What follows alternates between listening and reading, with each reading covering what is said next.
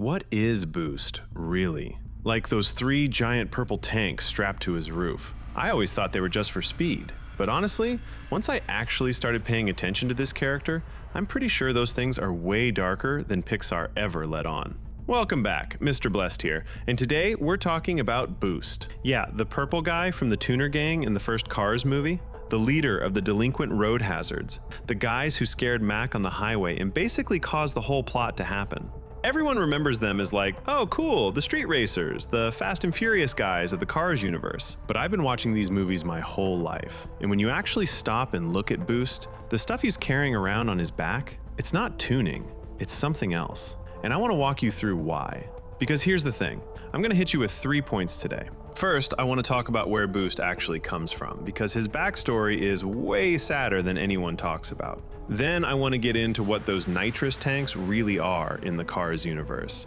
And this is the part that messes me up the most. And then last, the whole Tuner Gang thing. What it actually means when a car in this world straps that stuff onto their body. Trust me, by the end of this, you're not going to look at these guys the same way. So let's start here. Boost wasn't always a street racer.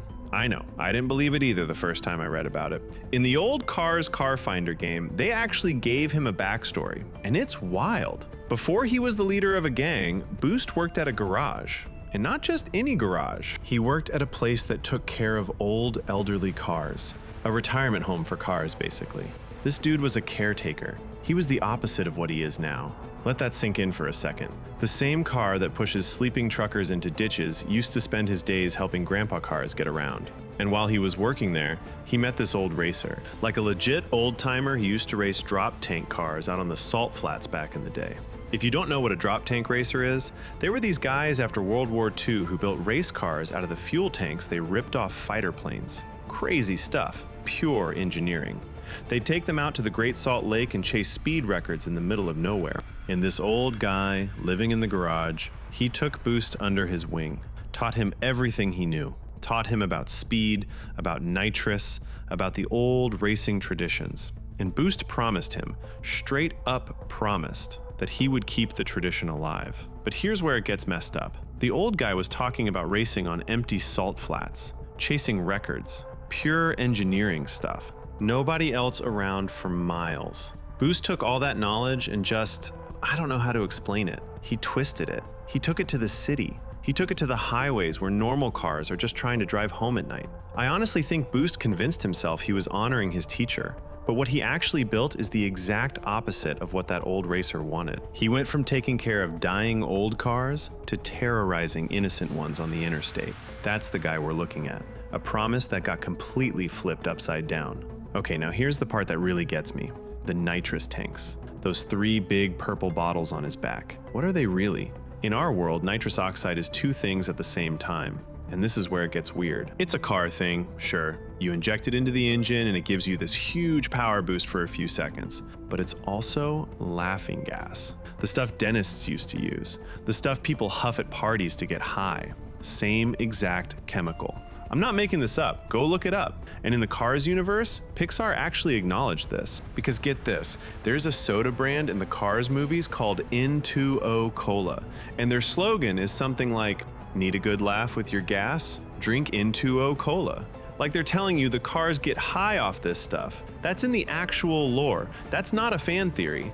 And here's the crazy part. In the Piston Cup, the actual professional racing league, nitrous is banned. Straight up banned. You drink an N2O Cola before a race, you get disqualified on the spot. Racers can't touch it. It's treated exactly as steroids or PEDs in real sports. So the pros know.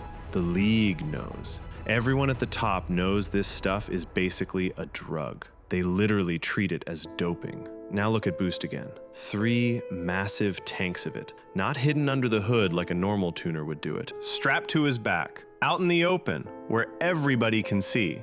To me, this just means Boost isn't just using nitrous to go fast. He's showing off that he's hooked. With those tanks, he is a dealer walking around with his stash on his back. It's a flex. But it's also a sign that he's in way too deep. And when you remember that in this world, the engine is basically the car's heart, the animators at Pixar said the engine is the heart and the brain is somewhere in the cabin, shooting that stuff through your body over and over again, that's not tuning. That's addiction. That's the car equivalent of someone who is gone, like fully gone.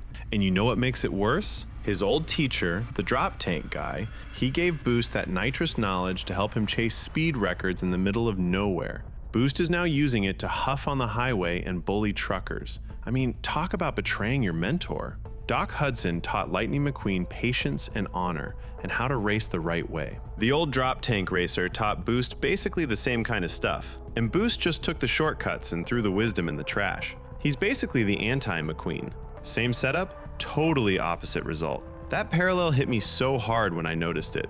Like, these two characters are mirror images and the movie never even tells you. That part alone is wild. But when you zoom out and look at the whole gang, it gets even weirder. Because Boost didn't just pick random friends. Look at who he surrounds himself with. DJ, Wingo, Snot Rod.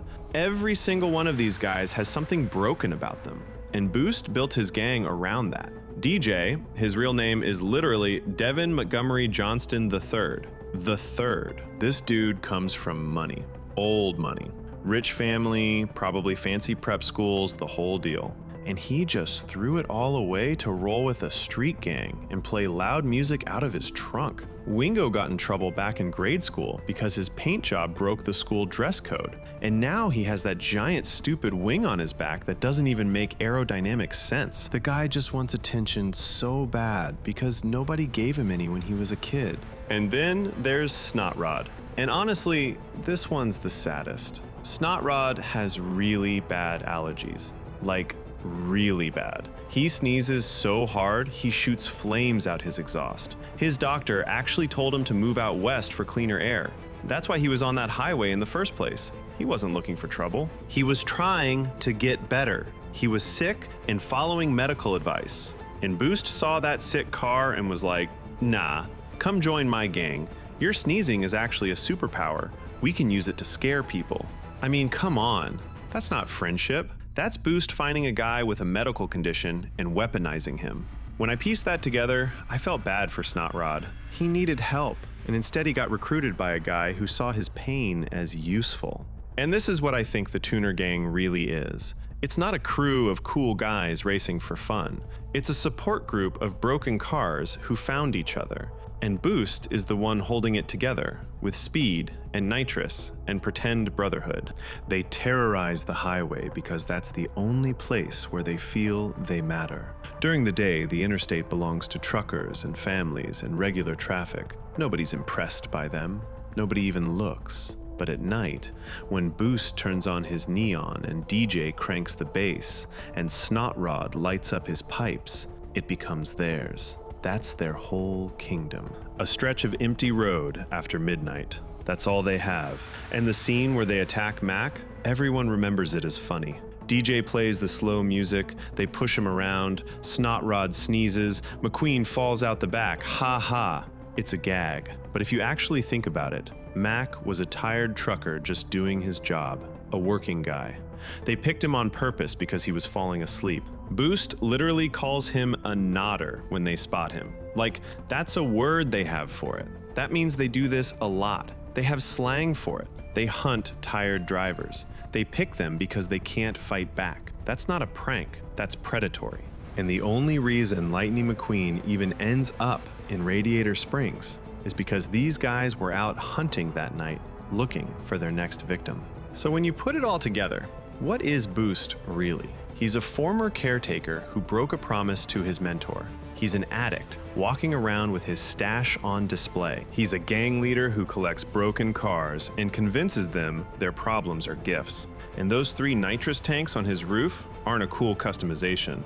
They're like the clearest sign in the whole movie that this character is completely lost. And honestly, the wildest part is, without him, without that sneeze, without that whole gang being out there doing the worst thing possible that night, Lightning McQueen never finds Radiator Springs, never meets Doc, never becomes who he becomes. So in some messed up way, the most broken character in the first movie is the one who accidentally saves the main character's soul. And Boost just keeps cruising, still addicted, still chasing something he's never gonna catch, still out there every night looking for the next nodder. That's what I see when I look at him now. Not a cool villain, just a really sad car with 3 big purple bottles on his back, pretending he's winning. If you want to see what other dark details Pixar's been hiding from you, hit subscribe and check out this video right here.